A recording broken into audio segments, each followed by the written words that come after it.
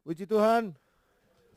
Selamat pagi saudara sekalian dan selamat tahun baru 2021. Ketika menjelang kita pada minggu-minggu yang lalu mulai mempersiapkan diri untuk memasuki tahun yang baru, saya bertanya kepada Tuhan di dalam doa, Tuhan, apa yang akan terjadi di dalam tahun 2021? Karena tahun 2020 kita mengalami hal-hal yang sangat-sangat berat. Lalu apa yang akan kita alami di dalam tahun 2021? Lalu saya merasa surprise sekali karena jawaban Tuhan adalah saya tidak akan memberitahu kamu. Katanya seperti itu. Saya bertanya, Tuhan, kenapa Tuhan kok tidak mau memberitahu pada saya? Saya ingin menyampaikan kepada jemaat tentang apa yang akan terjadi di tahun 2021. Tuhan katakan begini, apa gunanya kamu mengetahui apa-apa yang akan terjadi pada tahun 2021 yang malah mungkin akan membuat engkau kecil hati, engkau takut, engkau khawatir, engkau cemas, dan engkau tidak berani melangkah, tetapi engkau harus tetap melangkah memasuki tahun 2021. Jadi kata Tuhan, yang akan Tuhan beritahukan bukan segala sesuatu hal yang akan terjadi di dalam tahun 2021, tetapi segala sesuatu yang akan Tuhan lakukan pada saudara dan saya di dalam tahun 2021. Bagaimana Tuhan menyertai kita, bagaimana Tuhan memberi kekuatan kepada kita, bagaimana Tuhan akan berjuang bersama dengan kita. Itu yang jauh lebih perlu. Saya merenung betul juga Tuhan. Seringkali itu perbedaan antara ahli-ahli nujum, semua tukang-tukang ramal yang meramalkan sesuatu hal. Katakanlah orang meramalkan tentang apa yang akan terjadi di dalam tahun 2021, lalu peramal tadi mengatakan akan terjadi begini, bencana ini, hal yang buruk ini dan sebagainya. Itu hanya mendatangkan kecemasan dan ketakutan pada orang yang mendengarnya. Berbeda dengan Tuhan. Kalau Tuhan memberitahukan segala sesuatu yang akan Tuhan lakukan dan Tuhan persiapkan pada jemaat Tuhan, pada saudara dan saya. Apa yang akan Tuhan perlengkapi pada saudara dan saya, itu yang Tuhan berikan. Dan ketika saya menyusun sebuah khotbah pada waktu itu di depan komputer saya, tiba-tiba Tuhan memberikan kepada saya begitu banyak atau begitu rangkaian ayat-ayat firman Tuhan yang sangat berbeda dari apa yang sedang saya susun. Khotbah itu khotbah tentang akhir zaman dan belum saya khotbahkan, mungkin nanti pada bulan ini akan dikhotbahkan. Saya susun itu tapi saya berhenti di situ. Apa sebabnya? Karena saya harus cepat-cepat menulis atau mengetik apa yang Tuhan berikan. Ayat-ayat yang Tuhan berikan untuk kita masuk di dalam tahun 2021. Dan inilah semua ayat-ayatnya, sungguh ayat-ayat yang luar biasa. Yesaya 45 ayat 2 dan 3. Yesaya 45 ayat 2 dan 3. Aku sendiri hendak berjalan di depanmu dan hendak meratakan gunung-gunung, hendak memecahkan pintu-pintu tembaga dan hendak mematahkan palang-palang besi. Aku akan memberikan kepadamu harta benda yang terpendam dan harta kekayaan yang tersembunyi, supaya engkau tahu bahwa akulah Tuhan Allah Israel yang memanggil engkau dengan namamu. Sungguh luar biasa Tuhan kita. Inilah perbedaan antara apa yang Tuhan tunjukkan tentang apa yang akan datang dibandingkan dengan para ahli nujum ataupun tukang ramal. Tuhan tidak mengatakan begini, pada tahun 2021 engkau akan berhadapan dengan gunung-gunung masalah dalam hidupmu. Engkau akan mengalami kondisi pintu-pintu tembaga yang tertutup, terkunci, dan engkau tidak bisa berjalan kemanapun juga. Tuhan tidak mengatakan pada tahun 2021 engkau akan terhalang oleh palang-palang besi. Gunung-gunung ini menggambarkan kekuatan. Gunung-gunung ini menggambarkan masalah yang punya kekuatan. Dan dikatakan di sana ada pintu-pintu tembaga. Tembaga ini gambaran kutukan. Jadi ada hal-hal yang bersifat kutukan, ada hal-hal yang dilahirkan oleh dosa yang berupa pintu yang tertutup dan terkunci. Dan akan ada palang-palang besi, yaitu penghalang-penghalang besi. Ini adalah gambaran tekanan, beban, perbudakan, dan semua hal yang dipaksakan dalam hidup manusia. Tuhan tidak mengatakan itu. Tidak mengatakan bahwa tahun 2021 akan terjadi seperti itu.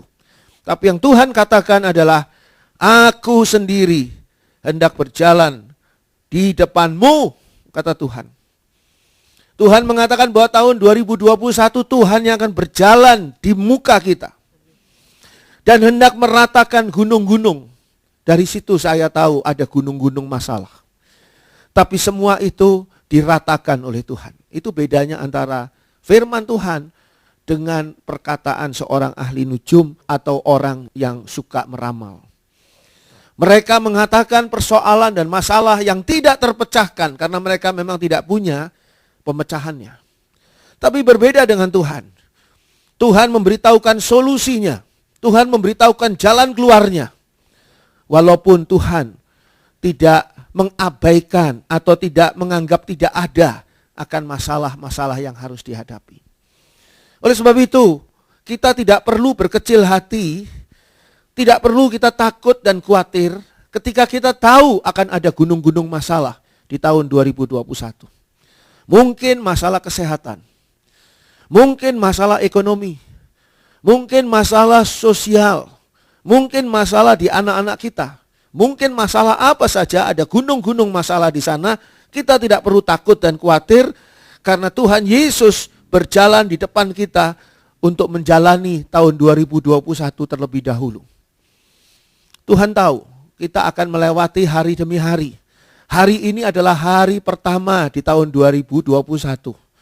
Kita sudah masuk ke dalam tahun 2021 tapi belum semuanya kita jalani. Dan Tuhan tahu bahwa kita lemah dan tidak berdaya. Dan Tuhan tahu bahwa kita bersandar berharap hanya kepadanya. Oleh sebab itu Tuhan Yesus sendiri, aku sendiri kata Tuhan, hendak berjalan di depanmu dan hendak meratakan gunung-gunung. Hendak memecahkan pintu-pintu tembaga.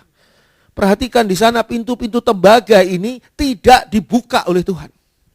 Tapi dikatakan di sini dipecahkan. I will break down.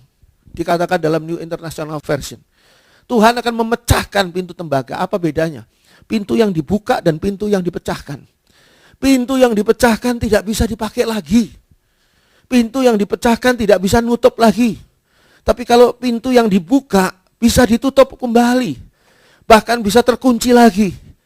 Masalah itu tidak beres secara tuntas. Tapi kalau pintu tembaga ini dipecahkan oleh Tuhan, sudah tidak ada pintu lagi.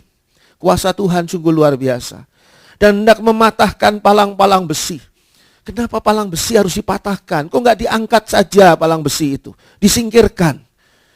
Tuhan tidak mau palang-palang besi itu menghalangi langkah kita. Ketika kita sungguh-sungguh, sekali lagi saya katakan sungguh-sungguh berharap hanya kepada Tuhan. Sungguh-sungguh hanya mengandalkan Tuhan. Sungguh-sungguh kita menyerahkan hidup kita kepada Tuhan. Sungguh-sungguh kita mempersiapkan diri untuk kedatangan Tuhan kembali.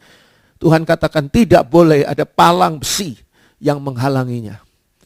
Dan ini merupakan langkah yang luar biasa.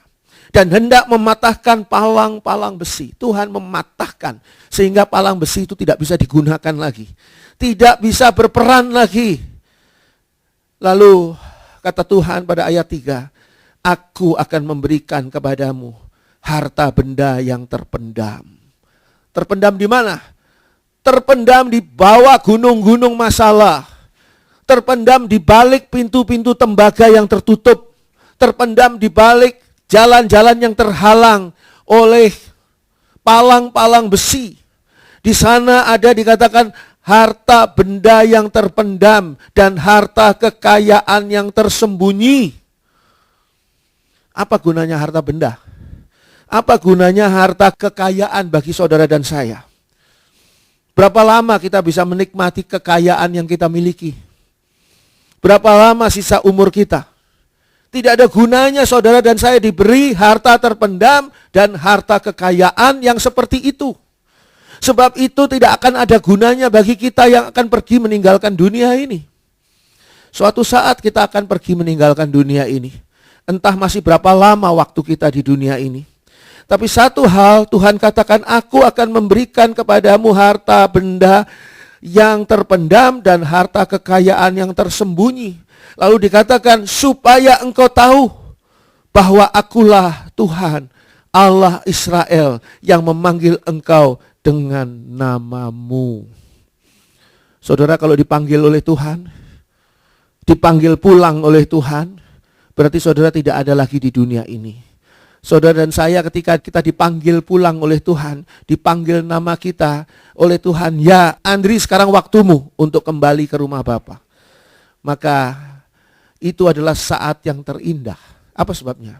Sebab di sanalah kita akan menemukan dan melihat harta benda yang dikatakan di sini terpendam dan kekayaan yang tersembunyi. Harta benda terpendam dan kekayaan tersembunyi ini adalah kasih karunia Allah. Ini adalah berkat Allah, bukan hanya di dunia ini. Kita patut mengucap syukur untuk berkat-berkat Tuhan yang kita terima di dunia ini. Ya, tiba-tiba misalnya suatu hari ada orang yang tiba-tiba mengirimi saudara satu set barbecue yang bisa dimasak sendiri di rumah sampai kekenyangan. Saya bilang kepada orang itu, saya kok nggak dibagi? Enggak, katanya gitu. Luar biasa. Itu harta yang luar biasa, itu kasih karunia Allah. Mereka dikasih barbecue yang dimasak di rumah, itu sudah lengkap itu. Dagingnya ada, sayur-sayurnya ada, dan setelah selesai nggak perlu dicuci lagi. Peralatan itu kan dibawa oleh orang yang luar biasa.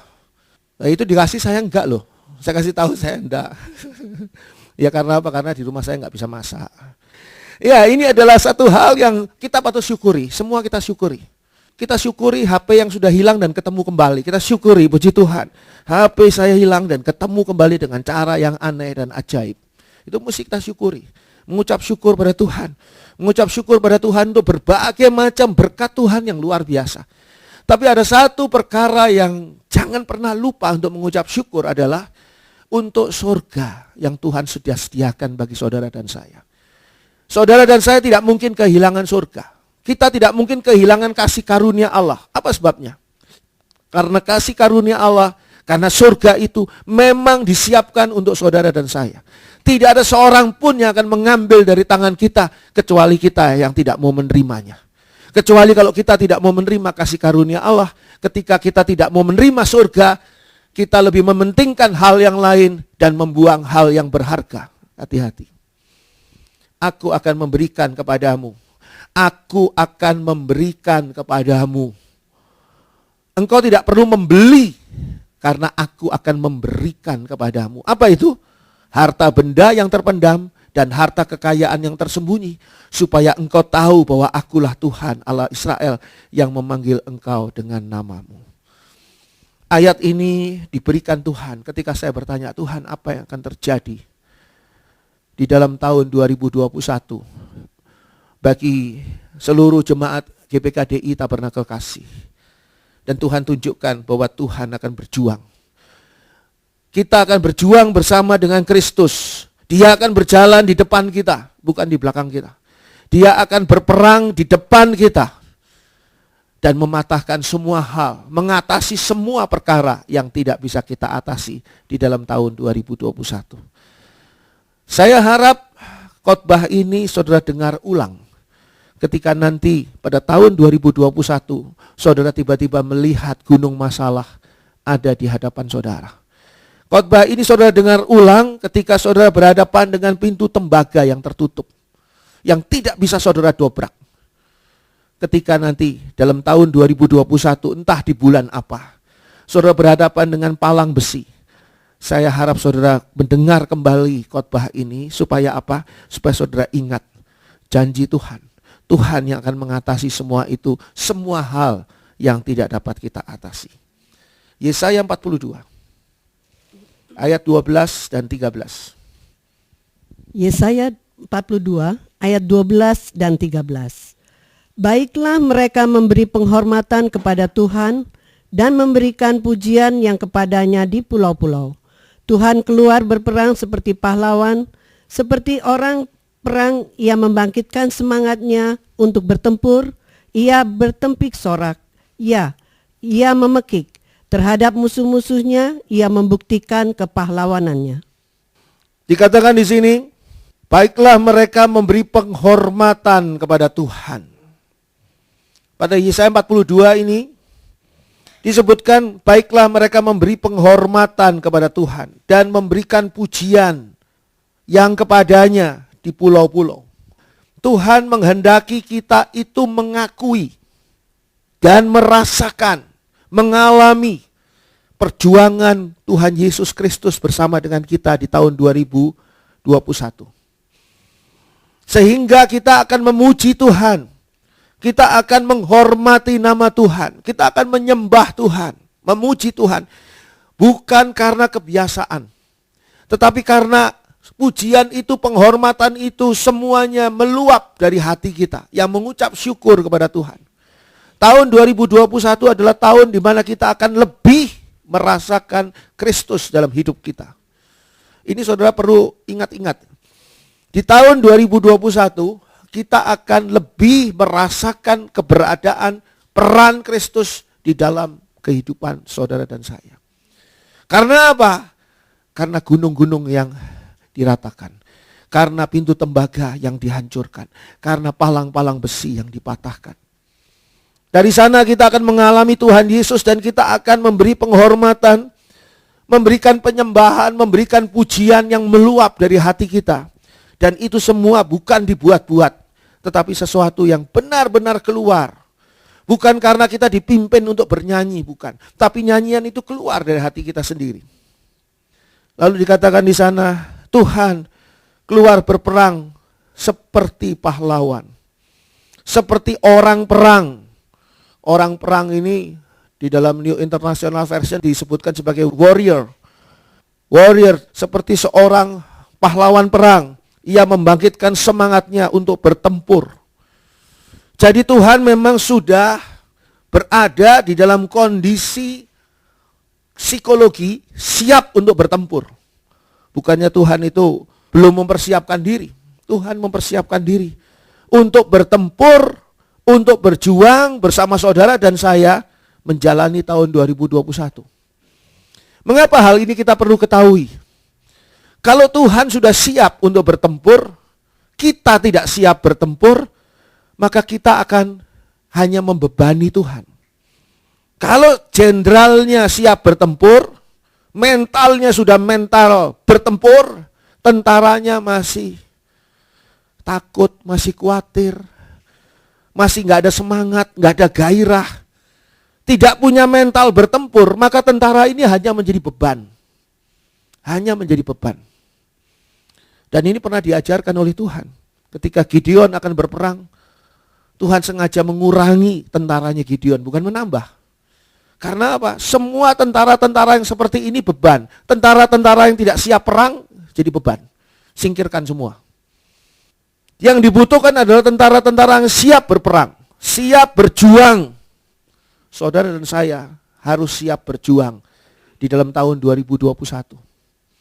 Jangan biarkan apapun juga membuat saudara kehilangan semangat untuk berjuang. Kehilangan mental seorang pahlawan. Bukan kita memang yang mampu menjadi pahlawan, bukan. Tuhan yang mampu menjadi pahlawan. Tapi Tuhan mau memberitahukan bahwa Tuhan sendiri menyiapkan mentalnya untuk menjadi seorang warrior. Jadi kalau kita tidak menyiapkan mental yang sama, kita tidak satu langkah dengan Tuhan. Yang satu dansanya tenggo, yang satu lagi dansanya caca, yang gak cocok. Kita harus satu langkah dengan Tuhan. Kalau dikatakan di sini, ayat 13, dikatakan tadi di sini, Tuhan keluar berperang seperti pahlawan. Seperti orang perang, ia membangkitkan semangatnya untuk bertempur. Perhatikan, ia bertempik sorak. Ya, ia memekik terhadap musuh-musuhnya. Ia membuktikan kepahlawanannya. Bukan kita loh yang bersorak-sorak.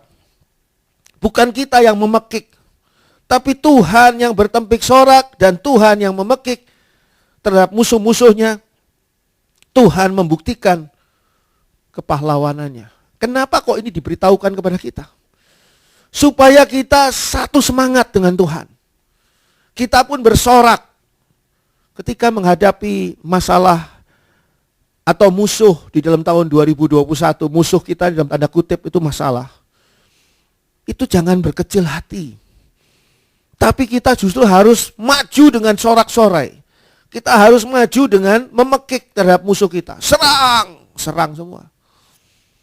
Ya, itu adalah hal yang harus dimiliki oleh kita. Karena Tuhan sendiri sudah melakukannya bagi kita. Ini membuktikan kepahlawanan Tuhan.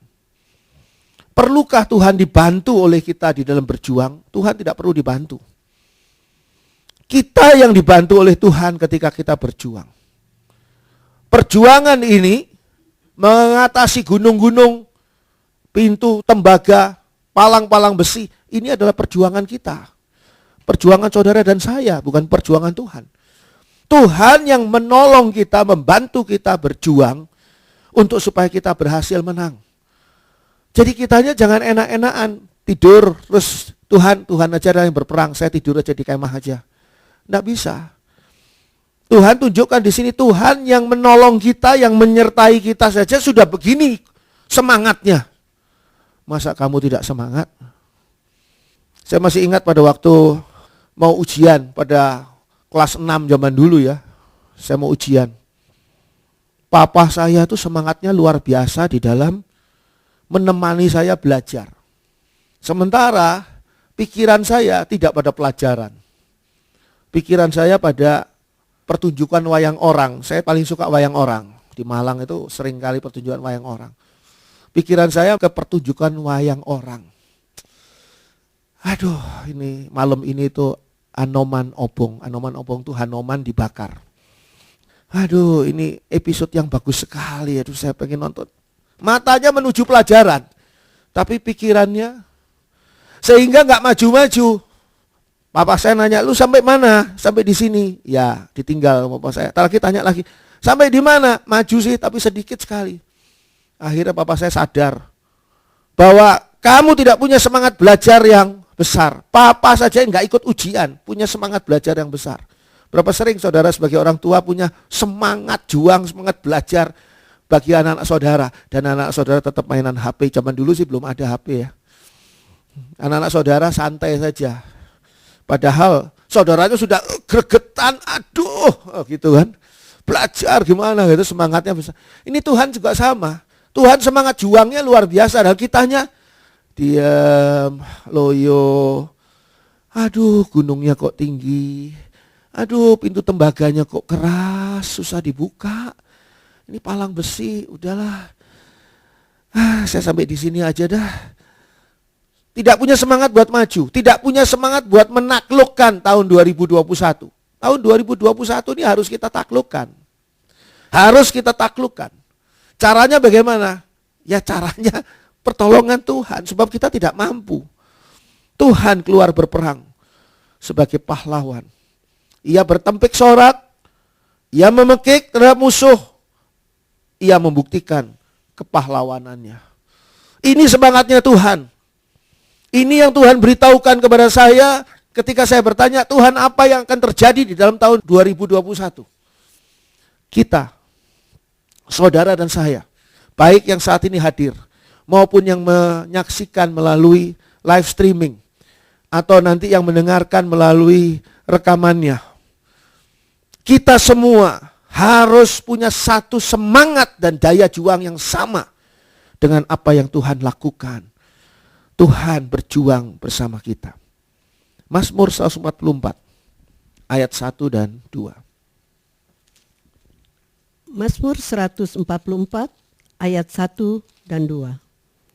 Dari Daud, terpujilah Tuhan gunung batuku yang mengajar tanganku untuk bertempur dan jari-jariku untuk berperang, yang menjadi tempat perlindunganku dan kubu pertahananku, kota bentengku dan penyelamatku, perisaiku dan tempat aku berlindung, yang menundukkan bangsa-bangsa ke bawah kuasaku.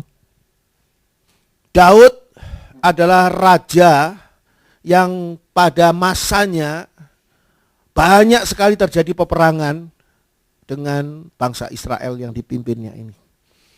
Daud ini adalah raja yang penuh dengan peperangan dalam eranya. Dan Daud ini adalah orang yang luar biasa karena hampir semua peperangan dia memenangkannya. Ada beberapa peperangan Daud yang Tuhan izinkan lawannya yang menang karena Tuhan punya maksud tertentu. Dan di sini Daud membuka rahasianya. Rahasia kesuksesan perangnya. Rahasia kesuksesan dalam perjuangannya. Dari Daud, terpujilah Tuhan, gunung batuku. Pertama, Daud itu menjadikan Tuhan menjadi gunung batunya. Menjadi puncak dan pusat kekuatannya. Daud tidak mengatakan kemampuan bagi dirinya sendiri atau dari dirinya sendiri. Tapi Daud mengatakan bahwa Tuhanlah yang menjadi gunung batuku. Gunung batu itu berarti kekuatan yang teguh. Karena gunung batu. Yang mengajar tanganku untuk bertempur. Ini rahasia kesuksesan Daud dalam berjuang. Yaitu dia diajar oleh Tuhan untuk bertempur. Dan jari-jariku untuk berperang. Tuhan turun tangan sendiri. Daud ini menjalani les private dari Tuhan. Secara khusus dia diajari untuk bertempur dan berperang. Apa Tuhan hanya mengasihi Daud dan mengajari Daud? Oh tidak. Tuhan juga mengajari dan mengasihi saudara dan saya. Sehingga saudara dan saya diajar untuk berperang, untuk bertempur. Tapi kita sulit untuk mengatakan bahwa Tuhan yang mengajari aku untuk bertempur dan jari-jariku untuk berperang. Kalau kita tidak mau diajar oleh Tuhan. Tidak mau dilatih oleh Tuhan. Tidak mau dididik oleh Tuhan. Ada harga yang harus dibayar. Saudara harus mau dibentuk oleh Tuhan sebagai seorang warrior. Warrior itu tidak jadi begitu saja. Tapi membutuhkan waktu untuk pelatihan yang luar biasa. Tidak ada seorang juara tinju di dunia yang berhasil menjadi juara tinju tanpa persiapan apapun. Di balik itu sudah ada persiapan. Kalau kita lihat seorang ahli tinju, juara tinju yang luar biasa, kalau menurut saya luar biasa adalah Mike Tyson. Yang pada waktu masa remajanya, dia adalah seorang anak tukang berkelahi di jalan. Dia adalah street fighter. Jadi dia sudah ada pelatihan yang tanpa sadar dia alami di situ. Setelah dia menemukan seorang yang melihat bakatnya, lalu dia mulai dilatih tinju, maka menjadi seorang petinju yang luar biasa. Kita masih ingat berapa cepatnya Mike Tyson menjatuhkan dan mengalahkan musuhnya. Kalau orang zamannya petinju Muhammad Ali dulu, saya masih ingat orang itu ketika Muhammad Ali bertanding, dan pada waktu itu TV masih hitam putih dan masih jarang yang punya. TV itu mesti numpang gitu ke teman gitu kan. Itu minta izin sama kantor. Minta izin ya. Nanti saya siang baru masuk kantor. Mau apa? Saya mau nonton Muhammad Ali bertinju. Mungkin 12 ronde. Mungkin 8 ronde. Lama lah. Muhammad Ali juga bagus tinjunya. Tapi kalau Mike Tyson bertinju, enggak perlu minta izin, pamitan sama kantor. Cukup pamitan, saya mau ke toilet sebentar. Jadi di sekolah itu juga, saya mau ke toilet sebentar. Ke toilet sebentar sudah selesai kalah. Si lawannya Mike Tyson sudah KO di sekian detik di awal pertandingan. Apa dia jadi begitu saja? Oh tidak. Ada banyak luka yang pernah dia alami. Ada banyak pukulan yang Mike Tyson pernah alami. Ada banyak pelatihan yang dia sudah jalani. Baru dia menjadi seorang warrior. Saudara dan saya harus menjadi warrior di tahun 2021. Tahun ini adalah tahun di mana kita harus berjuang. Tapi puji Tuhan, kita adalah anak-anak yang dikasihi oleh Allah. Kita tidak perlu berjuang seorang diri. Kalau saudara berjuang seorang diri, belum tentu saudara akan mengakhiri tahun 2021 ini dengan kemenangan. Tapi saya percaya kalau kita berjuang bersama dengan Kristus, tanggal 31 Desember 2021, kita akan mendengar firman Tuhan kembali yang memberikan kepada kita suatu pujian karena kita sungguh-sungguh mau dijadikan warrior oleh Tuhan. Kita nggak boleh kalah. Kita nggak boleh kalah. Kita tidak boleh dikalahkan oleh apapun juga situasi yang saat ini berat yang akan kita hadapi. Kita tidak boleh kalah. Tidak boleh kita tertipu oleh apapun juga yang didengungkan oleh dunia. Seolah-olah dunia bisa memberikan solusi bagi masalah-masalah yang ada sekarang. Lalu kita berpikir bahwa, oh berarti sudah beres. Kita tidak boleh tertipu oleh itu. Tahun 2021, khotbah ini direkam kan? 2021, saudara nanti lihat. Kita semua akan berjuang bersama dengan Kristus. Dan ini merupakan hal yang memberi kekuatan kepada kita. Seperti Daud katakan, terpujilah Tuhan, gunung batuku yang mengajar tanganku untuk bertempur dan jari-jariku untuk berperang. Yang menjadi tempat perlindunganku dan kubu pertahananku. Tuhan itu bukan cuma menjadi pelatih perang kita, guru perang kita, bukan. Tapi Tuhan juga menjadi tempat perlindungan dan kubu pertahanan. Kota bentengku dan penyelamatku. Jadi apalagi yang perlu kita khawatirkan? Persoalan, masalah, tantangan memang besar. Tapi bukan ke sana fokusnya. Itu sebabnya ketika saya bertanya pada Tuhan, Tuhan apa yang akan terjadi tahun 2021? Tuhan tidak katakan, oh nanti pada bulan sekian akan terjadi bencana ini, pada bulan sekian akan terjadi virus ini, dan sebagainya. Oh tidak. Itu semua tidak ada gunanya buat kita. Itu semua hanya membuat kita semakin patah semangat dan semakin putus asa. Belum menghadapi sudah putus asa. Belum naik ring, istilahnya nih sudah lempar handuk. Tahu lempar handuk ya? Lempar handuk itu artinya nyerah. Kalau di tinju itu, petinjunya sudah dipukuli sama lawan, biasanya pelatihnya ngelempar handuk. Itu ngelempar handuk bukan mau dibuang handuknya, tapi memberi tanda, nyerah, kami nyerah, sudah jangan dipukuli terus, stop, berhenti. Nanti petinju saya bisa mati kalau dipukuli terus. Dan ini adalah hal yang Tuhan tidak mau terjadi pada kita. Kita belum apa-apa, baru tanggal 1 sudah putus asa. Baru tanggal 1 sudah angka-angka penderita COVID bukan berkurang, tapi bertambah. Grafiknya makin naik. Dan vaksin yang mau disuntikkan masih sebagian masih sedang dalam proses uji coba juga, masih dites kembali ternyata. Ada beberapa yang menjadi masalah, saya tidak terlalu tahu tentang soal itu, tapi mendengar berita-beritanya, berita-berita sekarang kan larinya kemana sih? Larinya membuat kita kemana?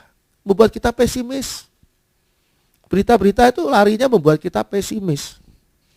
Sehingga saudara kagum kalau ada saat seperti ini, kok ada orang yang berani investasi untuk membuka usaha baru. Usaha baru di bidang apa saja? Umumnya di bidang restoran. Kok berani ya di dalam situasi seperti ini? Orang yang mengerti bisnis, melihat bahwa orang ini nekat ini buka usaha baru. Berapa lama akan bertahan? Tadinya saya kira membuka usaha restoran ya cuma bisa masak begitu saja. Enggak loh. Saudara harus mempersiapkan segala peralatannya, piring, sendok, garpu, kursi, meja, ruangan, dan pegawai dan sebagainya. Dan itu semua modal uang semua. Enggak ada yang modal pinjem. Kalau enggak laku gimana? Saya masih ingat teman saya dulu bilang begini, Bandung ini seringkali jahat terhadap orang yang usaha. Kenapa? Biasanya kalau baru buka usaha, orang-orang Bandung ini, wah nyerbu, ngantri-ngantri sampean. 3 bulan, larisnya luar biasa usaha itu sampai orang ini semangat gitu ya untuk meneruskan usahanya. Tapi setelah itu ditinggal langganan. Saya pikir benar juga, banyak restoran yang buka pertama kali 3 bulan pertama luar biasa. Setelah itu ditinggal itu. Entah bagaimana kok terjadi sebagai ciri khasnya orang-orang Bandung ya. Tapi sekarang di masa COVID kok ada yang berani buka restoran-restoran baru. Ya kita nggak tahu latar belakangnya. Dan ini adalah hal yang tergambar oleh kita.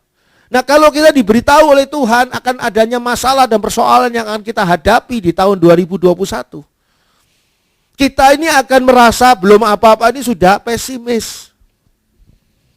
Tapi Tuhan mau supaya kita menang di dalam perjuangan ini, sukses dalam perjuangan ini, menaklukkan tahun 2021. Itu sebabnya Tuhan membekali kita dengan ayat-ayat ini. Sehingga dikatakan di sana, Tuhan itu yang menjadi tempat perlindunganku dan kubu pertahananku, kota bentengku dan penyelamatku, perisaiku dan tempat aku berlindung, yang menundukkan bangsa-bangsa ke bawah kuasaku, yang menundukkan semua persoalan yang ada di tahun 2021 ke bawah kuasaku. Kalau saudara baca ayat 2, ini semuanya nih urusan apa?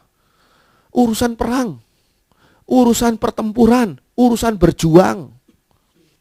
Inilah berkat Tuhan di dalam tahun 2021. Apa berkat Tuhan 2021? Bukannya berkat Tuhan itu hanya merupakan yang dikatakan seringkali dalam bahasa kitab suci adalah hujan turun di sepanjang musim. Kita bisa menuai di saat musim menuai. Oh, bukan cuma itu. Tapi berkat Tuhan yang terutama di tahun 2021 adalah ayat 2. Kita punya tempat perlindungan. Kita punya kubu pertahanan. Kita punya benteng. Kita punya penyelamat. Kita punya perisai. Kita punya tempat berlindung. Kita mendapatkan ini semua. Itu berkatnya yang luar biasa. Mungkin berkatnya bukan berupa uang. Mungkin berkatnya bukan berupa bertambahnya harta kekayaan kita di dunia. Tapi berkatnya adalah bertambahnya penyertaan Kristus yang berjuang bersama dengan kita di tahun 2021. Dan itu yang kita butuhkan. Ada banyak orang yang walaupun dia punya uang, walaupun dia kaya, tapi dia tidak berhasil mengatasi masalah yang dihadapi di tahun 2020. Apalagi di dalam tahun 2021. Sehingga Tuhan mau mengajarkan kepada Daud, kepada kita semua, tangan untuk bisa bertempur dan jari-jari untuk bisa berperang. Tapi ada syaratnya. Kalau saudara mau belajar, itu ada syaratnya. Kalau saudara mau belajar apapun juga, semua itu ada syaratnya. Tidak bisa, oh ya mau belajar selesai. Tidak bisa. Apa syaratnya untuk bisa belajar bertempur, diajari oleh Tuhan? Yosua 1, ayat 6-9. Yosua 1 ayat 6 sampai dengan 9. Kuatkan dan teguhkanlah hatimu, sebab engkaulah yang akan memimpin bangsa ini memiliki negeri yang kujanjikan dengan bersumpah kepada nenek moyang mereka untuk diberikan kepada mereka. Hanya kuatkan dan teguhkanlah hatimu dengan sungguh-sungguh. Bertindaklah hati-hati sesuai dengan seluruh hukum yang telah diperintahkan kepadamu oleh hambaku Musa. Janganlah menyimpang ke kanan atau ke kiri, supaya engkau beruntung kemanapun engkau pergi. Janganlah engkau lupa memperkatakan kitab Taurat ini, tetapi renungkanlah itu siang dan malam, supaya engkau bertindak hati-hati sesuai dengan segala yang tertulis di dalamnya, sebab dengan demikian perjalananmu akan berhasil dan engkau akan beruntung. Bukankah telah kuperintahkan kepadamu, kuatkan dan teguhkanlah hatimu? Janganlah kecut dan tawar hati, sebab Tuhan Allahmu menyertai engkau kemanapun engkau pergi. Yosua harus melakukan atau menjalani new normal, tapi secara pribadi. Kenapa? Karena Yosua ini biasanya jadi asistennya Musa. Yosua adalah asisten yang sangat setia dan sangat loyal pada Musa. Sangat menghormati Musa, dan Yosua ini adalah seorang asisten yang sangat setia. Tapi dia tidak biasa memimpin bangsa yang tegar tengkuk seperti bangsa Israel ini. Bangsa Israel ini keras kepala luar biasa. Bangsa Israel ini, waduh, perlawanannya luar biasa. Bukan cuma Musa yang mereka lawan, Tuhan juga mereka lawan. Wah, luar biasa. Jadi Yosua ini mengalami satu kondisi di mana mau tidak mau dia harus menjadi pemimpin pengganti Musa. Dan yang dipimpin ini adalah bangsa yang seperti ini. Kalau bangsa yang nurut saja, enak. Kalau Yosua ini disuruh menjadi penggembala bebek, enak, senang dia. Karena bebek itu cuma satu yang mimpin di depannya, belok kiri semua bebek belok kiri. Semua gitu jalan semua ngikuti. Tapi ini bangsa Israel. Entah gimana sih apa yang ada di dalam pikirannya bangsa Israel ini. Kok bisa mereka itu beraneka macam ya pemberontakan. Sulit loh memimpin orang yang suka berontak. Tapi Yosua harus. Makanya saya katakan Yosua harus berhadapan dengan new normal secara pribadi. Kalau tadinya normalnya Yosua jadi asistennya Musa, sekarang Yosua normalnya adalah menjadi pemimpin bangsa Israel memasuki Kanaan. Itu new normalnya dia. Dan berhadapan dengan new normal nggak mudah. Orang seringkali walaupun berada di tempat yang kurang enak, tapi menganggap tempat yang kurang enak itu menjadi zona nyamannya. Zona nyamannya. Kadang-kadang ya saudara punya sandal jepit yang sudah tipis gitu ya. Karetnya yang sebelah merah, sebelah hijau. Disuruh ganti nggak mau. Karena itu zona nyaman saudara. Kalau pakai sandal yang baru mungkin sulit saudara lecet-lecet nanti ya. Karena sandal yang baru masih kasar. Tapi kalau sandal jepit ini sudah bentuknya seperti kaki saudara. Udah nempel sama kaki saudara. Zona nyaman. Punya kaos tidur saudara. Yang sudah bolong di sana, bolong di sini. Sudah tipis ya. Nggak mau diganti. Kenapa? Itu zona nyaman saudara. Walaupun jelek. Memang jelek. Tapi itu zona nyaman saudara. Yosua ini harus mengalami sebuah perubahan. Perubahan di luar sudah jelas. Dia harus memimpin bangsa Israel. Tapi Tuhan tahu. Yang dibutuhkan juga adalah perubahan di dalam.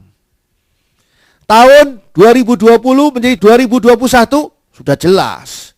Tadi malam sudah kembang api, sudah trompet, sudah makan daging panggang ya kan? Wah luar biasa tadi malam. Sudah jelas perpindahan tahun. Tapi belum tentu mentalnya kita ini sudah pindah. Jangan-jangan mental kita masih di 2020. Belum pindah ke 2021.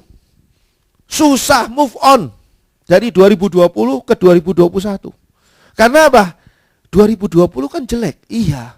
Tapi sudah terlanjur menjadi zona nyaman. Gak bisa. Yosua harus memimpin bangsa Israel. Dan Tuhan tahu. Yosua belum siap. Sehingga dikatakan di sini.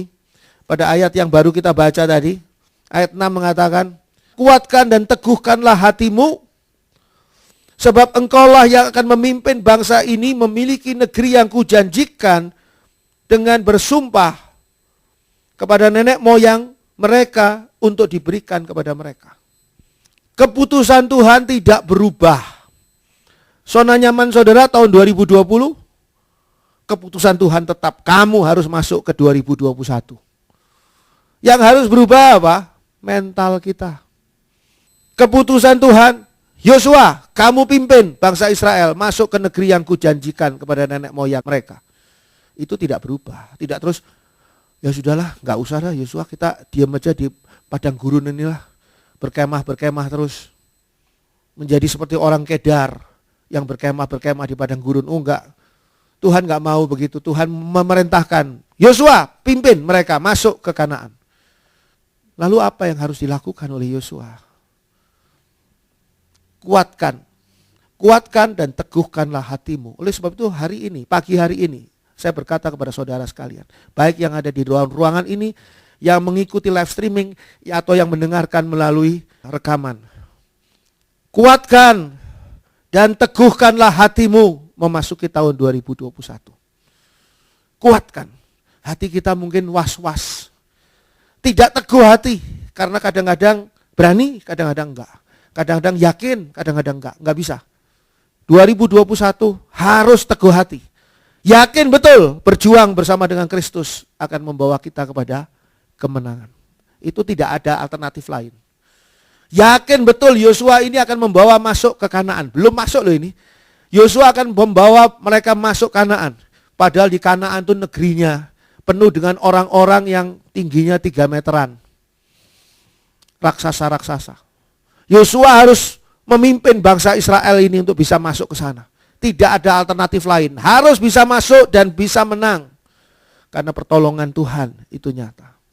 Lalu dikatakan, hanya ayat 7, kuatkan dan teguhkanlah hatimu dengan sungguh-sungguh. Dengan sungguh-sungguh. Ini hal yang serius. Sungguh-sungguh, jangan main-main. Sungguh-sungguh menguatkan dan meneguhkan hati. Bertindaklah, dikatakan di sana, pada ayat 7, bertindaklah hati-hati sesuai dengan seluruh hukum yang telah diperintahkan kepadamu oleh hambaku Musa. Janganlah menyimpang ke kanan atau ke kiri. Jadi Yosua dipesankan ini, masukilah tahun 2021 ini, tapi bertindaklah hati-hati. Sesuai dengan firman Tuhan. Engkau kan sudah terima firman Tuhan di tahun 2020 kemarin. Bahkan di tahun 2019. Bahkan di tahun 2018 engkau terima firman Tuhan. Bertindaklah hati-hati berdasarkan firman Tuhan itu. Jangan menyimpang ke kanan dan ke kiri, dikatakan di sana. Supaya engkau beruntung kemanapun engkau pergi. Supaya engkau beruntung tiba di bulan apapun. Bulan itu adalah bulan keberuntungan saudara dan saya. Januari adalah bulan keberuntungan. Februari adalah bulan keberuntungan. Maret adalah, semua bulan adalah keberuntungan bagi kita di dalam tahun 2021. Kalau kita tidak keluar dari jalur pimpinan firman Tuhan. Firman-Mu adalah pelita bagi kakiku. Jadi saudara, jangan lupa akan pesan Tuhan ini. Bukan saja Yosua yang akan memasuki Kanaan, sebuah negeri yang baru, yang sama sekali belum pernah dia ketahui. Tapi kita juga masuk ke dalam tahun yang baru, yang sama sekali belum kita sadari tahun seperti apa tahun ini. Dan kalau kita lihat di sana, ayat 8, janganlah engkau lupa memperkatakan kitab Taurat ini, tetapi renungkanlah, meditasikanlah itu siang dan malam, supaya engkau bertindak hati-hati sesuai dengan segala yang tertulis di dalamnya. Sebab dengan demikian perjalananmu akan berhasil dan engkau akan beruntung. Banyak sekali ranjau-ranjau yang ada di dalam tahun 2021. Banyak sekali jebakan-jebakan yang ditaruh kuasa kegelapan di dalam tahun 2021. Ingat loh ya, kalau saya ngomong seperti ini, saudara tidak perhatikan, salah saudara sendiri. Saya sudah ingatkan semua orang pada waktu itu tahun 2010, 2011 tentang kuasa kegelapan yang bekerja dengan hebat. Tapi ya mungkin orang hanya menganggap itu sebagai khotbah biasa. Oh enggak khotbah biasa. Ini adalah satu hal yang perlu menjadi peringatan. Bahwa kuasa kegelapan menebar ranjau-ranjau di dalam tahun 2021. Tapi hati-hati. Kalau saudara tidak berjalan sesuai dengan apa yang dikatakan oleh firman Tuhan, maka saudara tidak akan berhasil dan tidak akan beruntung. Tapi kalau saudara berjalan sesuai dengan firman Tuhan, sebab dengan demikian perjalananmu akan berhasil dan engkau beruntung. Firman Tuhan menjadi jaminan bagi saudara dan saya. Firman Tuhan menjadi pedoman bagi saudara dan saya. Bagaimana sih nyatanya Kristus berjuang bersama dengan kita? Kita seringkali bertanya seperti itu. Bagaimana sesungguhnya Kristus berjuang? Kristus berjuang bersama dengan kita atau berjuang bersama dengan Kristus. Bagaimana konkretnya? Konkretnya seperti yang dikatakan kepada Yosua. Kristus adalah firman yang menjadi manusia. Dan firman itu diberitakan kepada saudara dan saya. Kita mendengar firman Tuhan itu. Bahkan kita disuruh selalu membahas firman Tuhan itu. Selalu mengatakan firman Tuhan itu dan merenungkan. Merenungkan ini di sini memeditasi. Ada orang bertanya pada saya, Pak, bagaimana caranya memeditasi firman Tuhan? Caranya memeditasi firman Tuhan adalah memasukkan tiap bagian pengertian dari firman Tuhan yang saudara baca. Katakanlah satu ayat misalnya saudara baca, saudara pegang itu. Saudara mau memeditasikan ayat itu. Masukkan setiap bagian pengertian yang benar tentang ayat itu ke dalam hati saudara. Dan merenungkannya di dalam masa yang tenang, saudara cari waktu yang tenang, saudara merenungkannya. Katakanlah di dalam hal ini misalnya perjalananmu akan berhasil dan engkau beruntung. Saudara merenungkan hal itu, perjalananku di dalam tahun 2021 akan berhasil dan aku akan beruntung. Bagaimana caranya aku tidak tahu. Yang aku tahu adalah aku menjalani firman Tuhan. Itu saja yang Tuhan tunjukkan kepada kita. Ayat 9, bukankah telah kuperintahkan kepadamu, kuatkan dan teguhkanlah hatimu. Ini kuncinya. 3 kali Tuhan mengulang hal ini. Kuatkan dan teguhkan hatimu. Sebab ini yang akan menjadi masalah buat saudara dan saya ketika kita berjalan di dalam tahun 2012. Yaitu hati yang tidak kuat, hati yang tidak teguh. Kita mengalami kegoyahan ketika kita berhadapan benar-benar dari jauh. Wah, ada Goliat. Lawan. Memakai apa? Umban. Saya sudah siapkan umban, saya akan lawan. Pasti Goliat akan kalah. Kita datangi Goliat, sampai di depan Goliat, Goliatnya meringis. Takut juga ya. Akhirnya kabur lagi, jadi nggak jadi. Jadi gimana nih ceritanya? Daud lawan Goliat nggak jadi berperang, jadinya kabur Daudnya. Kuatkan dan teguhkan hatimu. Kalau dari jauh saja masalah itu mengerikan, ini masih masalahnya bulan Agustus misalnya, kan sekarang masih jauh.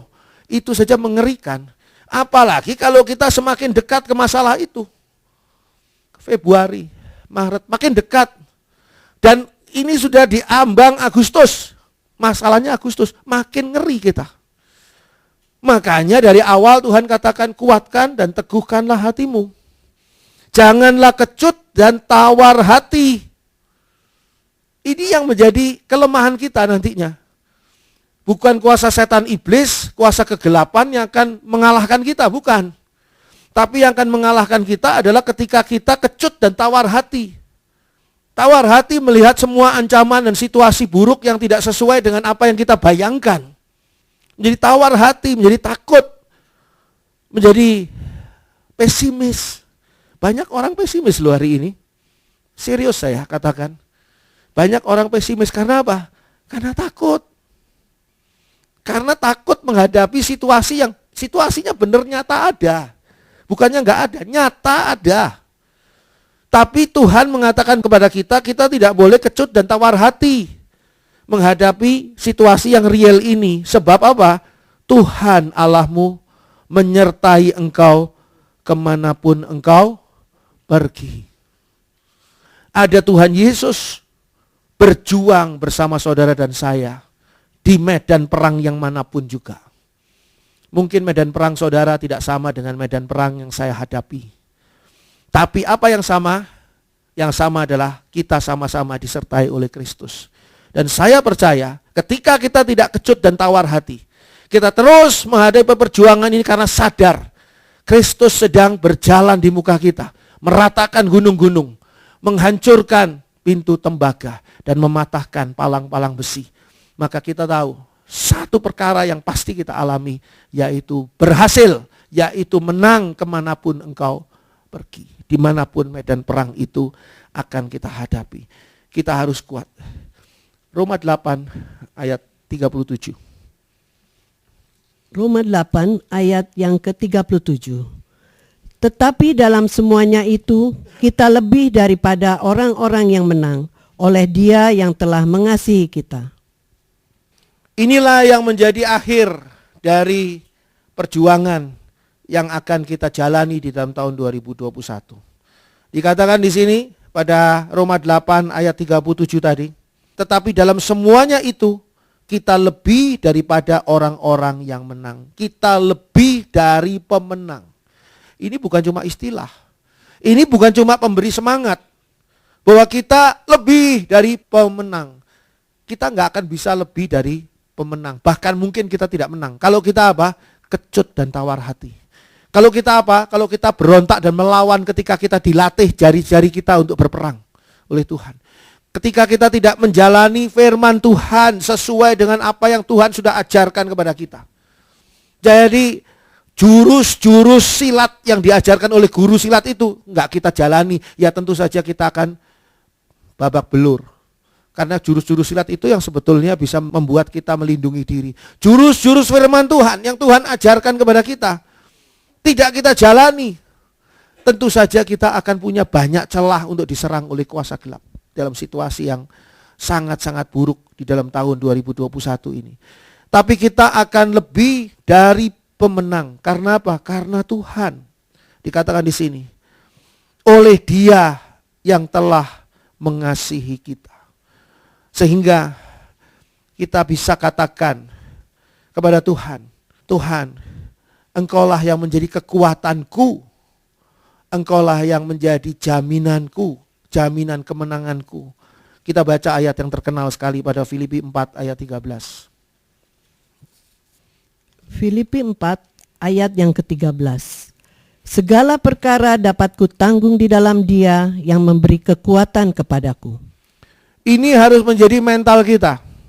Ini harus menjadi dasar kekuatan kita. Segala perkara di dalam tahun 2021 dapat kutanggung. Siapa yang menanggung? Aku menanggungnya. Aku tanggung di dalam Dia, di dalam Kristus yang berjuang bersama aku dan memberi kekuatan kepadaku. Ini yang harusnya menjadi hal yang tidak pernah kita lupakan, berjalan hari demi hari di dalam tahun 2021. Tapi apakah semuanya itu akan berlangsung dengan baik dan lancar? Apakah semuanya itu pasti akan menjamin kita akan menerima segala sesuatunya itu baik dan lancar? Bagaimana kalau ternyata mekanisme ini tidak berjalan? Kita perlu membaca Habakuk. Habakuk 3 ayat 17 sampai dengan 19. Habakuk 3 ayat 17 sampai dengan 19. Sekalipun pohon ara tidak berbunga, pohon anggur tidak berbuah, hasil pohon zaitun mengecewakan, sekalipun ladang-ladang tidak menghasilkan bahan makanan, kambing domba terhalau dari kurungan, dan tidak ada lembu sapi dalam kandang, namun aku akan bersorak-sorak di dalam Tuhan, beria-ria dalam Allah yang menyelamatkan aku. Allah Tuhanku itu kekuatanku. Ia membuat kakiku seperti kaki rusa.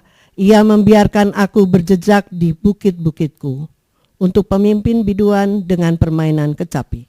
Pesan saya, sebagaimana dikatakan pada Habakuk 3 ayat 17 sampai dengan 19. Jangan salah fokus di dalam tahun 2021. Jangan gagal fokus di dalam tahun 2021. Kalau saudara salah fokus, gagal fokus, akan gagal di tengah jalan. Seorang yang sedang balapan, ya, bertanding maraton, berlari maraton jauh, sudah hampir berhasil ini. Cuma sedekat garis finish sana, ada penjaga warung yang cantik.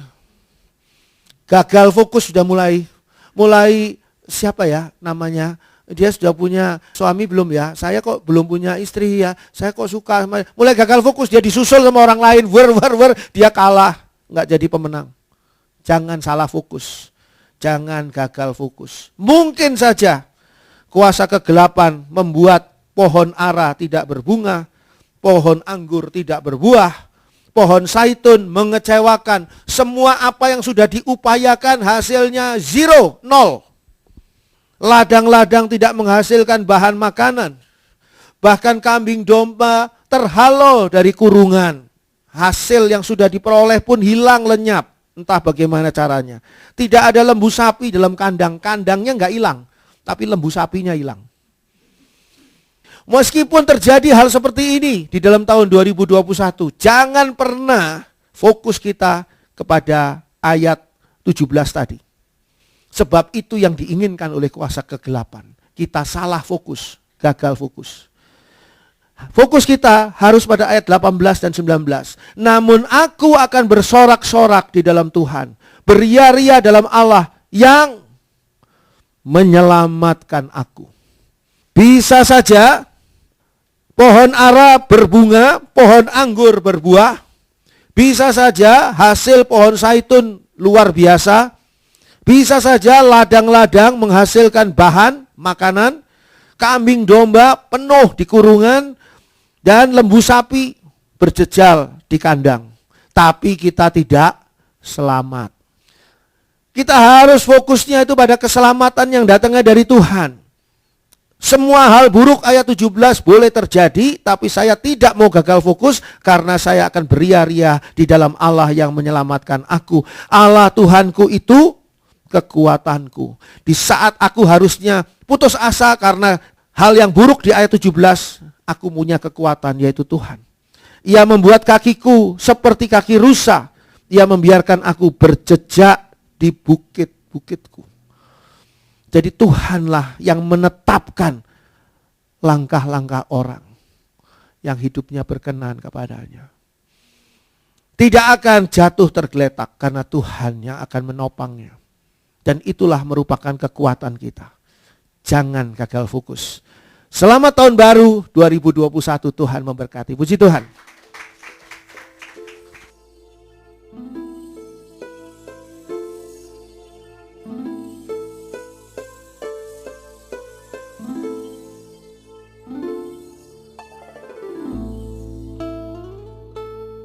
Terima kasih Bapak di dalam surga, kami sudah memasuki tahun 2021. Tapi kami tidak mau menjalani tahun 2021 tanpa Tuhan Yesus Kristus yang menjadi gunung batu kami, tempat kami berlindung, yang mengajari kami untuk berperang dan membawa kami kepada kemenangan.